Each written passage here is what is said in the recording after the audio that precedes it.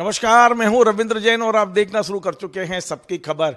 इस समय पवित्र रमजान का महीना चल रहा है और जो तमाम लोग हैं वो अपनी आस्था, श्रद्धा, भक्ति के साथ रोजे रख रहे हैं।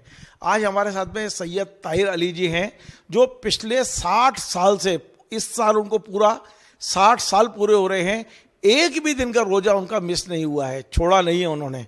बड़ी बात यह है कि 60 साल से उनके घर में सुबह यानी दिन, सुबह से लेकर शाम तक यानी दिन में जब तक सूरज की रोशनी रहती है चूल्हा नहीं जलता है। ये उस समय सिर्फ आराधना करते हैं, भगवान का ध्यान करते हैं, खुदा की इबादत करते हैं।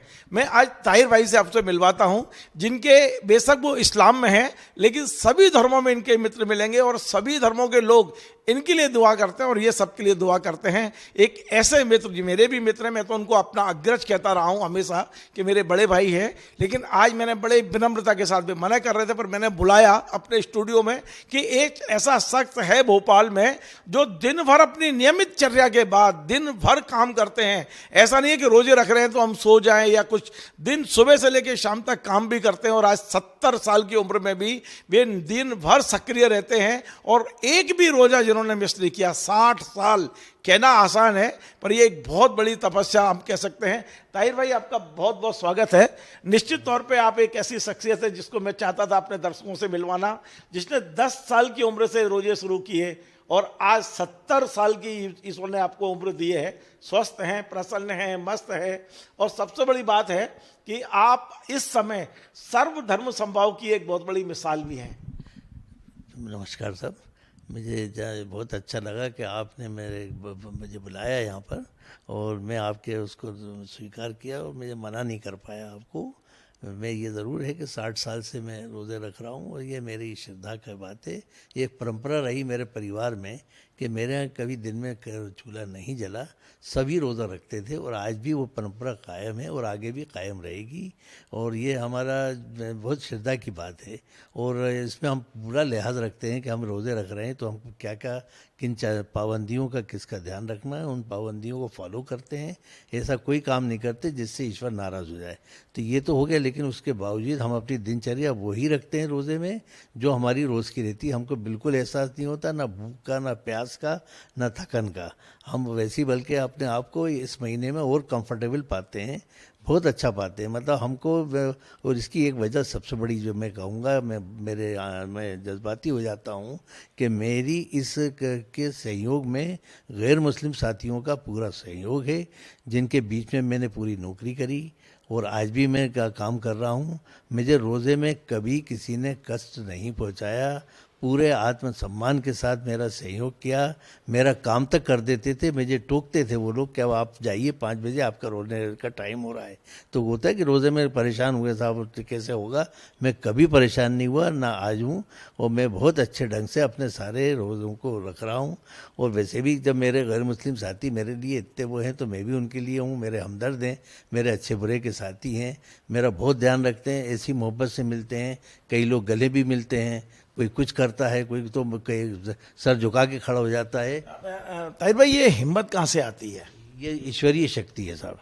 और मेरे पर उसके ऊपर बहुत विश्वास है। ईश्वर के ऊपर एक महत्व शक्ति है ईश्वर, उसके अलावा सब बेकार है। अपन इंसान से डर रहा है, ईश्वर से नहीं डर रहा। मेरा इतना ही कहना है कि लोग ईश्वर से डरेंगे तो सब काम ठीक हो जाएंगे। और भाई, आप जनसंपर्क विभाग में संयुक्त संचालक से रिटायर हुए, 10 साल रिटायरमेंट को हो गए, लेकिन आज भी आपका जो संपर्क है अपने कार्यालय से, अपने साथियों से, जूनियर हो सीनियर हो, सबसे ताहिर भाई। एक सवाल मैं ही पूछना चाहता हूं जो मैंने जनसंपर्क विभाग में पूछा है कि ताहिर भाई वो व्यक्ति है जो सुबह 5:30 से 6:30 बजे तक ध्यान लगाते हैं। मैंने सुना नहीं कि इस्लाम में कोई ध्यान लगाता है। आपके बारे में लोग कहते हैं जनसंपर्क में कि ताहिर भाई सुबह 5:30 से 6:30 1 घंटे ध्यान लगाते हैं। आपका ध्यान का स्वरूप क्या है? वो ध्यान का स्वरूप ये है कि पूरे मानव को पैदा करने वाला ईश्वर है और ईश्वर से अगर किसी के लिए मांगोगे तो मेरा एक काम है कि सुबह 5 नमाजें होती हैं। पहली नमाज फजर की होती है, उससे पहली जो होती है वो नमाज लोग नहीं पढ़ते, तहज्जुद की नमाज कहलाती है। लेकिन मैं फजर की नमाज पढ़ने के बाद मैं एक तरीके से पूरा अपना संपर्क ईश्वर से कायम करता हूँ, ऊपर वाले से, और उससे मैं सब कुछ मांगने के साथ मैं ये कहता हूँ कि मेरे गैर मुस्लिम साथी जो मुझसे जुड़े हुए हैं, अल्लाह ताला उनकी जायज़ हाजात पूरी करे। कोई परेशान है तो उसकी परेशानी दूर कर दे, कोई बीमार है तो उसको शफा दे दे, हर उस चीज़ से नवाज दे जो वो सोच ना सके, अपनी हज़ार नियामतों से नवाज दे। क्योंकि हिंदुओं में देवता और मुसलमानों में फरिश्ते, जो शख्स किसी की गैर मौजूदगी में किसी के लिए ईश्वर से मांगेगा तो वो देवता और फरिश्ते आमीन कहते हैं और फिर ईश्वर से उस बंदे की सिफारिश करते हैं जो दूसरों के लिए मांगता है। मेरी कामयाबी का राज ये है कि मैं दूसरों के लिए पहले मांगता हूँ और अपने लिए बाद में मांगता हूँ। तो आज मैं जहाँ भी खड़ा हूँ तो मेरी शायद ये ताकत है यही। और मेरे जो भी मुझे पता चल जाए किसी का भी कि कोई बीमार चल रहा है, वो उससे मज़हब से कोई ताल्लुक़ नहीं है, मेरा मिलने वाला, तो मैं उसके लिए दुआ करता हूँ। उसको मालूम ही नहीं कि वो बीमार है, परेशान है, मेरे मालूम, अगर मुझे मालूम भर हो जाए तो मैं किसी को छोड़ता नहीं हूँ। ये मेरे रूटीन में है बिल्कुल। ताहिर भाई, एक बात हो रहा है, कई लोग कई कारणों से, कुछ लापरवाही से, कुछ बीमारी के कारण, कुछ हालात के कारण रोजे नहीं रख पाते, उनसे क्या कहना चाहेंगे? भाई मजबूरी में तो सबके लिए मना किया गया है, लेकिन अगर हम इंटेंशनली ये ना खुद ही सोच समझ के रोज़ा वो सब छोड़ेंगे तो वो गलत है। लेकिन अगर आपके अंदर है थोड़ी बहुत भी हिम्मत है तो आपको रोज़ा नहीं छोड़ना चाहिए, जो इसेंशियल पार्ट है वो वैसा नहीं है। इस्लाम में रिलैक्सेशन है कई चीज़। रोजे का स्वास्थ्य से क्या वास्ता, कोई कनेक्शन है क्या? रोज़े रखने वाला ज़्यादा स्वस्थ रहता है, वो उसकी सारी बॉडी रिफाइंड हो जाती है इस पूरे महीने के अंदर, तो वो उसकी जो ताकत है उसकी बढ़ जाती है। ऐसा मेरा मानना है कि जो लोग नहीं रखते, मैं माफ़ी चाहूँगा, लेकिन वो रोज़ा रखना शुरू करें, उसका रिज़ल्ट उनको खुद ही मिल जाएगा अगले साल। अगले रमज़ान आने से पहले उनको पता चल जाएगा कि हम कितने स्वस्थ हो गए।